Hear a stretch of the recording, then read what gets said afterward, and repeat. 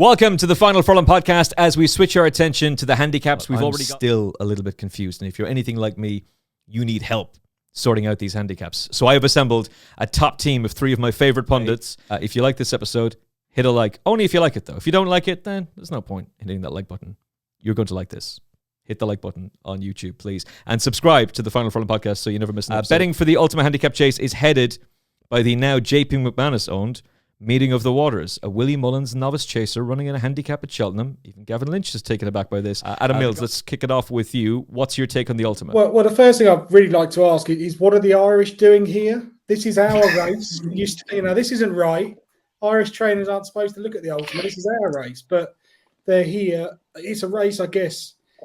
In some way, the market revolves around Meeting of the Waters, and the fact JP's bought him now probably will add to that gamble, but I'm not sure I'd really want to be getting stuck into him at around 9-2 that he is at the moment. He won at Leopardstown. It was an impressive win, but he was 2 lengths or so in front of Panda Boy.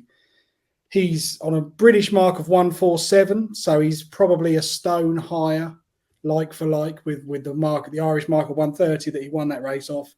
Unseated last time, very early on. I don't know what to make of him, really. So I certainly wouldn't want to be getting stuck in at 9-2. There is a horse in here I like, but he's got a couple of entries, so I'm not entirely sure where they're going to go. I'm glad to see Kim Bailey has at least had a winner recently to sort of improve his form, but I quite like the case for Trelawney. He's been running in pretty sort of small field races that maybe haven't suited him. He's been running over 2 mile 3, but so far this season he's 4 lengths behind Ginny's Destiny, 2 lengths behind Colonel Harry, 1.25 lengths behind Krabilly, who most people seem to think is almost a certainty in the plate later in the week. So I think going up to 3 miles will help him. They slapped the cheek pieces on last time at Exeter. That was a 3-runner race, didn't really suit him, but he was still within 2 lengths at the line. I'm kind of leaning towards him being quite well handicapped to 144. Whether he comes here, bearing in mind they've got other options for the race, I'm not so sure. But the only real angle I can find into the race is I really want to take on the favourite. I think if you back horses who are a stone higher at a short price in a big field, it's worth taking on, and He's probably favourite because David Mullins dropped the old Gold Cup line, but bearing in mind he's been sold to JP, you wonder if that was dropped for sales purposes. There was a bit of tire kicking going on, but now it's completed. Hey, maybe he will be the big threat to gallop on Deschamps in next year's Gold Cup. George Gorman, how do you see the Ultima going this year? Yeah, look, I looked at this race. I didn't think it didn't seem to me there was anything that jumped out as being 10, 15 pound well in, which is what you try and look for in these races. But it's just not the case here. So I just kept it simple. Look for horses that'll enjoy the course and distance, that are in decent form and aren't dreadfully handicapped. So good starting place for that. Stumptown. He's obviously £12 higher than for his defeat in the Kim Muir last season. But he was only a 6-year-old then. He was making a 6 start over fences. And crucially, the first time blinkers last time, I thought saw him deliver near enough a career best. Like, he drew well away from Inch House. That was over course and distance. He's up, is it £5 for that? I think there could be more to come from such a young horse. So he'd be my main play. The other one I found very interesting was Annual Invictus. Again, on the face of it, he's running off a fairly high mark of 144. Freddie Gordon's 5 puts him back down to 139. His 2 Cheltenham Old Course victories over 3 mile and 2-4 have come off 135 and 136.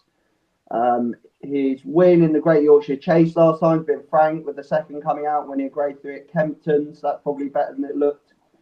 Older horses have a great record in this race, as do English trainers, and Chris Gordon couldn't be in better form. He's got a runners to form percentage of 54% and a 23% strike rate over the last 2 weeks. All his chase wins have come on good ground, but he does have 2 soft ground hurdle wins and a heavy ground hurdle win. His other entries are in the cross-country race. He's never jumped a cross-country fence before in public. And in the Kim Muir, but you would think the trainer's son retains this ride. I did speak to someone close to the yard the other day, though, that says the cross-country has not been ruled out yet, so maybe non-runner, no bet's the way to play him. If you shop around, you could probably get about 20 to 1, 25 to 1 non-runner, no bet. That'd be, I'd take 2 against the field here. Take it away for the Ultima. No, this is the most difficult race of the week, I think, this Ultima. I'm not sure anything is sticking out mad in it. I like Trelawney I'm agreeing with, I can't remember everybody's name, of course, but I'm agreeing. I like Trelawney. He's just the right George, Adam. pose. Yep. He's the right type for it. I think he sticks out. I think he's the better of Kim Bailey's two horses, and Chianti Classico is shorter in the betting. So he'd interest me. I've done my best not to look at Irish horses in this team because they never win it, Because the Irish National is on in a couple of weeks' time. You'd imagine anything remotely well handicapped is going to be running that over this kind of trip. The other one I like, but I'm not sure the lads might know. I like Apple Away off her mark. I'm not sure she's going to get into it, and I'm nearly slightly want her to run the National Hunt Chase instead. But I like her. I think she's well handicapped as well. Apple Away, and she's a big price. My main one for this, something that I've been waiting to get a nice run, is Bustleton. Bustleton clearly wasn't really trying that hard at Leopardstown last time. It was really soft ground. He's normally races prominently, and he was right at the back straight away and jogged over the line like a minute after everything else. But his previous run in Leopardstown was very good behind Meeting in the Waters. Again, the ground is probably maybe too soft for him. I'm hoping, English soft would be fine. Anyway, Cheltenham soft would be fine. You wouldn't want it heavy now, but if there's any good in the ground, I'd be pretty sure he's pretty well handicapped. He's capable of doing something off 145, particularly if it's decent ground. Joseph is going to be. I'm hoping overall. I think Joseph has a reasonable festival for me to be getting a few winners. I think, but I like Trelane anyway, and Bustleton at a big price if the ground is decent. I'm intrigued by that. Nobody mentioned Monbeg Genius, and I just wonder if this is a horse that we're completely overlooking. He ran. By the time this race goes ahead, it'll be 10 days since he's had a run. He probably needed that just on the back of an okay run in the Hennessy. It wasn't great. It wasn't terrible either in terms of market expectation. But John Joe Neal was adamant that the ground didn't suit him that day. If Cheltenham was run tomorrow, it would be on soft ground, and that would suit him. But I don't see any enthusiasm from any of the three of you. So I'll just throw him to you, Adam. If Monbeg Genius was to go here, surely he wouldn't be the 20-1 he is now.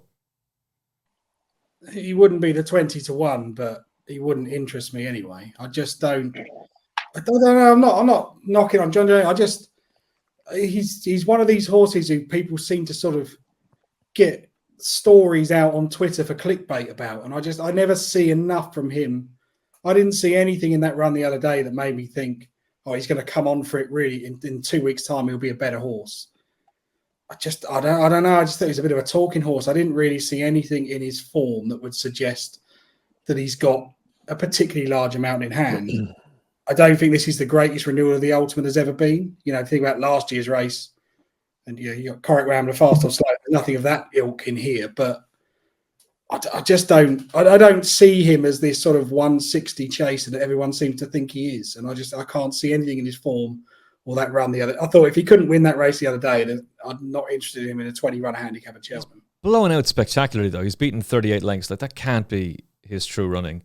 And he's only £7 higher than he was when third in this race last year. And there's no Fast or Slow or Correct Rambler this time around. Well, at least not on paper. Maybe Giovinco is Correct Rambler 2.0. Who knows? But at 20-1, he might just look like a completely daft price now come the day. But it's not like John Joe Neal's been tearing it up either, though. Moving swiftly along to the Kim Muir 3 mile 2 on the new course. Gavin Lynch, very, very strong on I Know the Way You're Thinking. He's currently the 4-1 favourite. Good Time Johnny, 8-1 for this. Okay. With Adam, who's taking your fancy here? In fact, does a 4-1 favourite with Derek O'Connor and Gavin Cromwell and JP McManus all teaming up together, does this float your boat, or are you looking for something at a much bigger price? I'd be surprised if I even have a bet in this race, to be honest. I'm not a great fan of the Kim Muir. Amateur Riders doesn't... I just think, how can you have a bet in this race until you know the makeup of the field and the jockey spread? I get, obviously, Derek O'Connor is probably going to ride on any way you think, and he's probably the best horse in the field, but 4-1 doesn't interest me. I've seen enough good things get beat in this race over the years to make me think against it. I just, for me, I really struggle, but there is one I've had my eye on for a long time, and he's a bit of an old rogue, and this is his only entry at the festival. But at number 25 in the handicap, I think A Wave of the Sea is going to sneak in at into this race. He takes a bit. Look at him. That's it. Get the laugh. Aidan's already kicked it off. This is going to be great minds. Giant leap of faith. But I am an extremely forgiving man, and there is a little bit of life in this old dog. He has run some terrible races. I can see that. But when he gets up to the right trip and the right test of stamina, he does run his races. He's run well at Listowel in the past. He was 9th in the Grand National now. He's down to sort of pretty much a career low mark. His 3 runs since moving to Ben Haslam have not been massively inspiring. I'll give you that. Pulled up at Aintree, I can forgive that. Ground was horrendous. Now, I think he was going pretty well at Doncaster. That was over 3 miles on the 29th of December. He unseated before the sort of closing stages, but there looked to be a bit of life in him. To my eye, the latest run at Musselburgh was just an absolute desperation of we've got to get a run into this horse before Cheltenham. They ran him over 2 mile 4 at Musselburgh on trials day. It was never going to suit. What on earth is this stayer doing at a track like Musselburgh over a trip like that? Corrigeen Rock ran the race. Petit Tonnerre was in it for JP as well. Now, the Racing Post comments describe him as always behind, never going well, bad mistake, tailed off. I would argue always behind deliberately, never put in the race, creating the illusion not going well, tailed off. So I'll ignore that run completely. I'll take the fact he's well handicapped. I think he is going to run a massive race here because this 3 mile 2, when you get a big field like this, the Kim Muir is often run in a time that's pretty comparable to the Gold Cup on the first circuit. You'll always get something go off in front. There's a big field. They're all jockeying for position. I just think that's what he wants. Now, look, we all know I'm backing a rogue. He's 25 to 1. He could easily finish pulled up as he is going to finish in the first 4. But I think there's a little bit of life in him. And when I was going through the entries for this race today, I thought, oh, that's his only entry. And he just looks like an old-fashioned JP plot where they've run him in races he can't win. And then he's suddenly going to emerge back on a decent handicap mark, which Ben Haslam's job is effectively to take these JP horses who are on their way down and find the key to them. I think at 40 to 1 right now with a couple of firms, I'd rather back him than I would get stuck into the favourite. Let's go. Let's go. Yeah, it's one now. I noticed a couple of reasonable, and he's not much of a rogue now. I mean, this horse has loads of good form off of mid 140s, near 150s in Ireland, and one out of every. I mean, I'm looking at this year. He's been 4th in the Galway Plate, 4th behind Jevre in the Munster National. All those are in the 140s. He probably is better on slightly decent ground, and I just think all you have to do to get a horse down by £10 is send him over to the UK and have a couple of bad runs. It must be the simplest thing in the world. I really fancy him, and he's not. I don't know if he's much of a rogue as it kind of seems. He has loads of good runs over all sorts of trips. But all you have to do is look at the Galway Plate. The 2 in front got away there, and they had it between them. But he was really good, and the horse in 3rd, I'm trying to remember who was it. That's a really good. That is really good form. The Ashley Meadow, Otters Hollow Games, who I might fancy in a hurdle as well later on. Then in the Munster National, Jevre Larga debut, Cocoa Beach. That's this season. That form is this season, and it just seems so easy to send him to the UK, have a couple of bad runs, and next thing you're down £10. I really like him now. He'd be one of my original. Me thinking I'm the only possible person even looking at that horse. But I do like it. I do like it. The price reflects the fact he's gone to Ben Haslam, and there is an assumption that everything Ben Haslam gets is on a rapid downgrade. But actually, I don't think this lad, maybe I'm being a bit harsh on him. He's had a couple of unusual runs, but there is life in this horse. And if he was still with Joseph, there's no way he'd be 40s on a mark of 137. Yeah, he'd be 145 anyway. Yeah. Do you know what I mean? He wouldn't. That's very true. If he was racing in Ireland, it wouldn't matter what he'd done for 3 races. He'd be 145 going here, 144. Wouldn't matter what happened. Like that's what he'd be. So literally just sending him over minus £8. Do you like another horse in the race? On the ropes if he runs in it. He's another one. I think he's reasonably well handicapped. I was kind of very interested in him for the Tiestes because he'd had the type of runs that a few of Willie Mullins have had in the past where they're pulled up at Leopardstown at Christmas for their first run. and then into the Tiestes. That's worked a few times. He's had a few winners and placers with that kind of prep for the Tiestes. Those owners, it's a long time to keep horse out and bring him back nearly after 2 years. No, I liked him. I thought he's a very good handicap chaser. The ground is decent. I'd be interested in him as well. Which I know I'm picking two kind of. Well, I don't want to say Irish horses. One of them isn't an Irish horse, handicapped an English horse. So we're able to see he's an English horse handicapped as well, as good as most of the English horses. So I like On the Ropes as well. He's a possibility. He was fourth in a Hennessy there, and this is the Kim Muir. There's no world beaters in this. No, there rarely are. Horses over the age of 10 struggle in this race, although 2 have won it in the last 10 years. So it'll tell you the statistics. The stats boys will tell you go for the younger horses at 9 and below, but there have been a couple of double-figure age horses who have popped up. George, if you happen to also agree on a Wave of the Sea here, then this horse is going to be 10-1 by the time this podcast has been live for an hour. What are your thoughts on this race? I'm afraid I'm not. I see the reasoning, and I might even have a cheeky couple of quid on it myself just because they're too gentle. You have to their arguments. We have to back them. Exactly. But excellently, after what you've just said, both of mine are under 9. They're both 8, and they're both Irish. So I've got Waka Clan in here. It's £6 higher than it for his 3-leg victory on the new course over 3-1 on his seasonal debut. The third from that day, Wayfinder, finished second in the Welsh National Trial next time out to obviously the incredibly well handicapped Nassalam. And he was carrying £4 more that day when he finished second to Nassalam than he was when finishing third to Waka Clan. Connections obviously saw his mark and still thought they were quite happy with it because they didn't run him again until the end of last month over hurdles, presumably just to give him a sharpener for this. He's won his last 2 chase starts. He's only 8. This is his only entry. And the Bromheads are hitting form right now as well. I think he's got 56% runners to form ratio and 16% strike rate last 2 weeks. That'd be my first one. My second one is a bit further down, 20-1 shot, Where It All Began, who seemed to struggle with chasing life to start with, but finally put it together over fences this season with the introduction of cheap pieces. So since they've introduced the cheap pieces, he's had a third, a second, and a win at 3 mile, 2 mile 6, and 3 mile 3.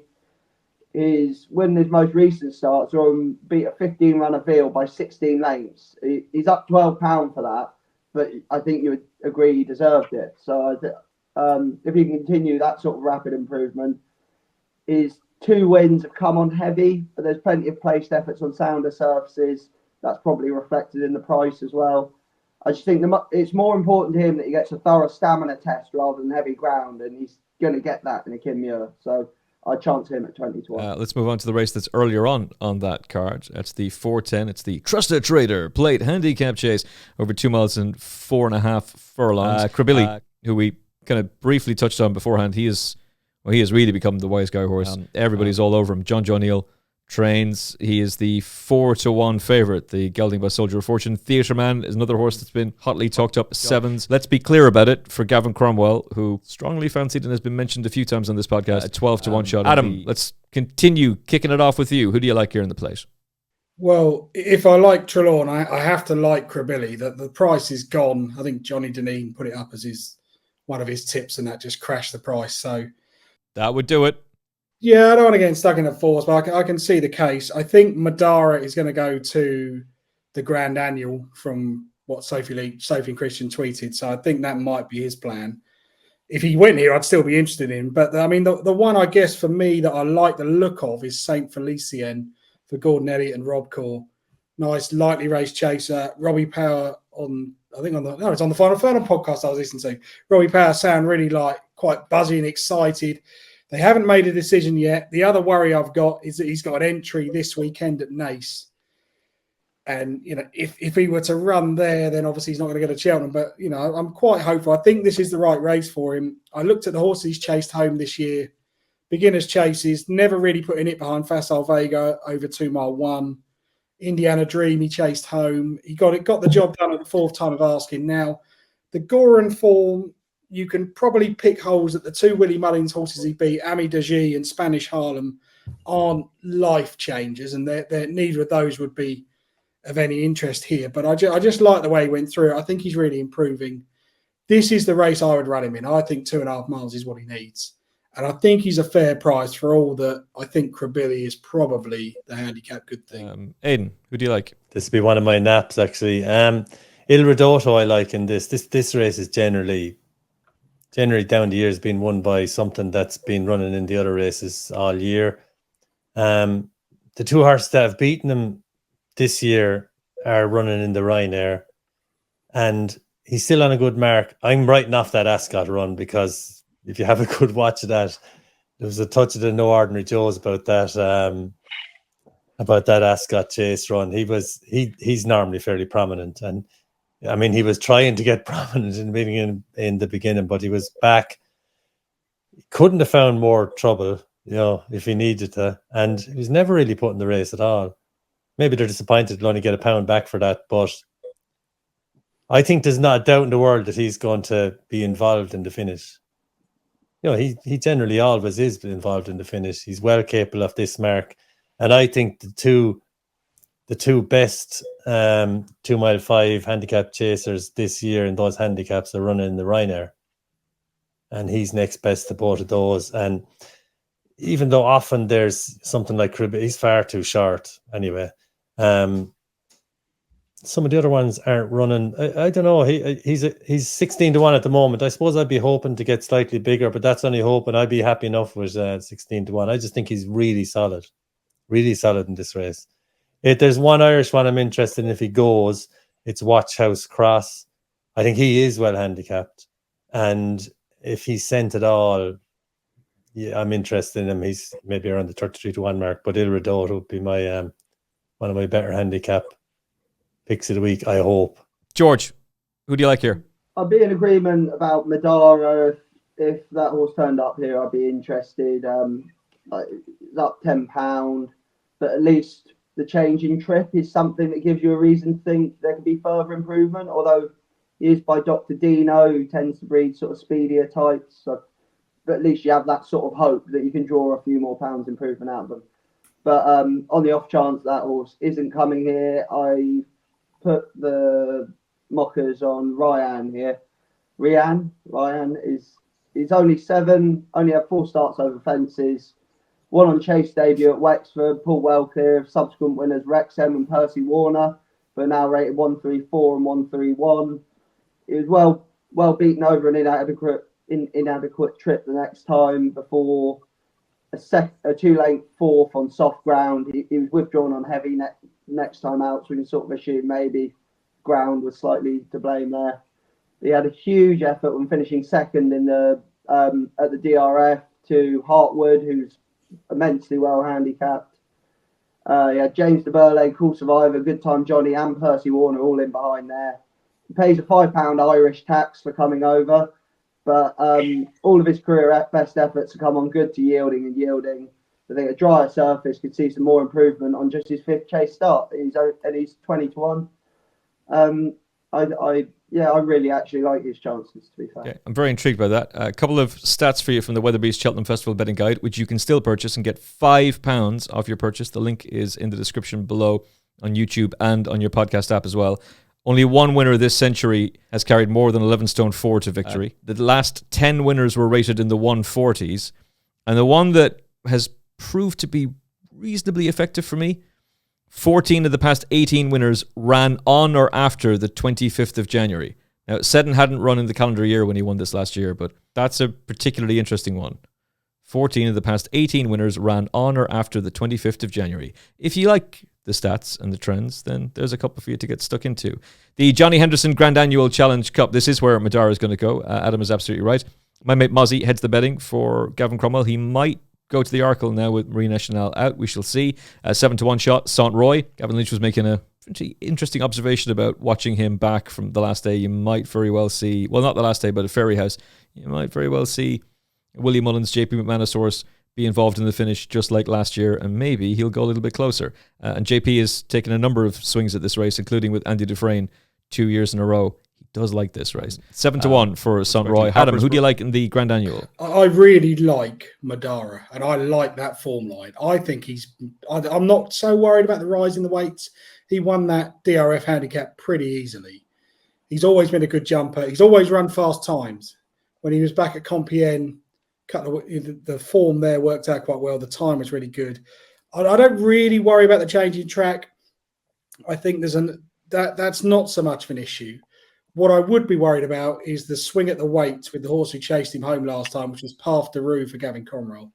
That form, I think, is really strong. I think that DRF handicap is the best handicap form coming into this. Now, what I can't work out is whether Sanois is still capable, because let's face it, in the last year, he's barely been put in a race. So he's going to find things a bit unusual when he's actually asked for an effort. But, if that happens, so be it. I'll take my medicine. But I like Madara. The rise in the weights would put me off a little bit, but I think if Madara was trained by one of the big yards, he'd be a much shorter price. Sophie and Christian Leach do a brilliant job. I see all their horses run in France all the time. Really hope they have a win, but the one for me is Path de Rue. It's got a £4 swing at the weights for Madara for that 2.5 length defeat. But Path de Rue, his jumping isn't great. He can make the odd mistake.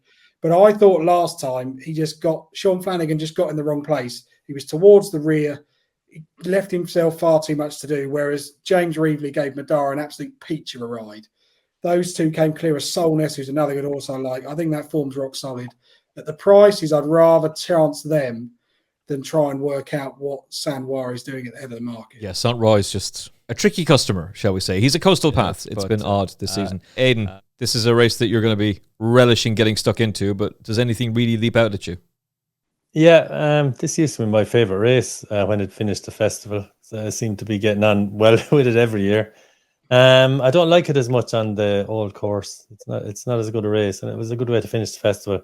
I do really like Sand, unlike me, because he's the favourite.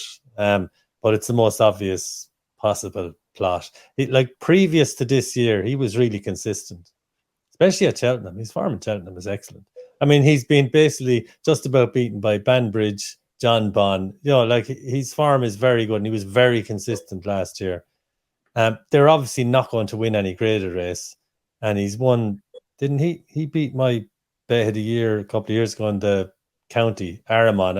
I was so confident that time, and of course, Sanra appeared parachuted into the thing at the last minute. Barry Geraghty gave him an unbelievable ride. Yeah, but he won well though. But God, Aramon was one of my most confident ever picks at Cheltenham. But I just think he's quality, and I mean, I know you'd always. I don't back very many JP horses actually, because I don't like trying to work out what's what.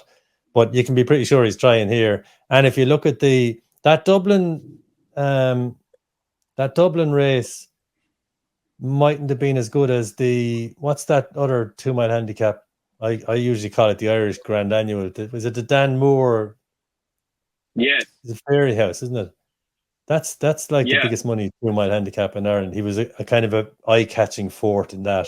So the handbrake was somewhat let off in that handicap, and he ran really well. So I'd be very surprised if he's not involved in the finish.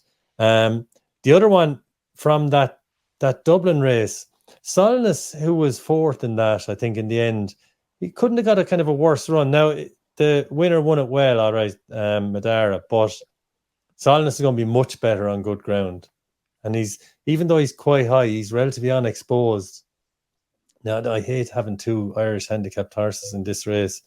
But those two, I do like those two. Solness in particular is kind of unexposed, and he's definitely going to be better on good ground.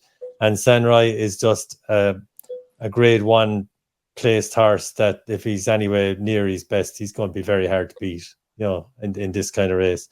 But at a price, I like Ferrero Bamboo. The price is possibly not as good as it was the last time I looked, but if it's soft, he's probably going to get involved. But no, I like Sanrai, and he'd be in some of my never working again accumulators from earlier on in the year. But I like him, and I just think he's good. I had last year, I really fancied him. Was it the count in the Champion Hurdle the year before? I really fancied him placed at a huge price. I think he was fourth or something like that. But He's quality. He's more or less grade 1. And the Dan Moore run would give you a lot of return to form. I remember deluding myself into the notion that he could win first time out against Captain Guinness, and then realizing very early one of two things have happened with Saint Roy. Either this was not the day, or that horse has regressed badly. I don't think he's regressed badly. So George Gorman, your thoughts? Bear in mind, he was third in the Arkle last year, for goodness sakes. Your thoughts on the Grand Annual? Just the one for me here. Liberty Hunter beat the now 148 rated Matata last time out on the new course. Somehow gets here off 139, based obviously because what Matata's done since. He actually beat Krabilly in a novice hurdle last season, who's obviously gone and taken off, rated 140 over fences, 134 over hurdles now. That doesn't mean a whole lot in the context of this, but it gives you a little extra boost to think this mark could still be well within his reach. His only entry at the festival. He's won everything from good to soft to heavy. And he's only had 3 starts over fences. So I know he's 8 years old, but he could be open to any amount of improvement.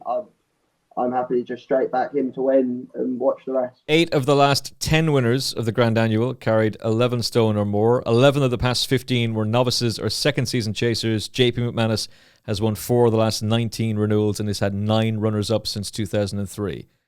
All of those apply to Saint Roy. But don't bet on stats, bet on form. Can just help shape a race, though. That's our team's thoughts on the handicap chases for Cheltenham. How long will that 50-1 about a wave of the sea last? If you'd like to hear the lads' thoughts on the handicap hurdles for Cheltenham, and I know you do, then get the full episode for free right now on Apple Podcasts, Spotify, TuneIn, and all major podcast platforms. Just search Final Furlong Podcast, where you'll get all the naps for Cheltenham, including a hurdler who is still available at a double-figure price, who we think will be favourite next week. And if you're still not convinced, according to a recent survey, 110% of Final Furlong podcast listeners say they are now more confident, happier, and have won more gravy since listening to our show. Just look at all these happy people. They were depressed and had lost all hope until they started listening to the Final Furlong podcast on Spotify, TuneIn, and Apple Podcasts. Just look at this guy. He was broke and had to get the bus every day until he won a lucky 15 tipped on the Final Furlong podcast. Now he drives past the bus he used to run for. You're welcome, Charlie. That could be you. Subscribe now to get the full episode of the Final Furlong podcast on Apple Podcasts, Spotify, TuneIn, and all major podcast platforms. Survey referred to in this voiceover may very well have been complete bullshit. The actors featured in this video may very well be paid actors who have never listened to the Final Furlong podcast. None of the horses tipped are guaranteed to win. Satisfaction is most certainly not guaranteed. Terms and conditions apply. Batteries not included. Ask your doctor if the Final Furlong podcast is right for you.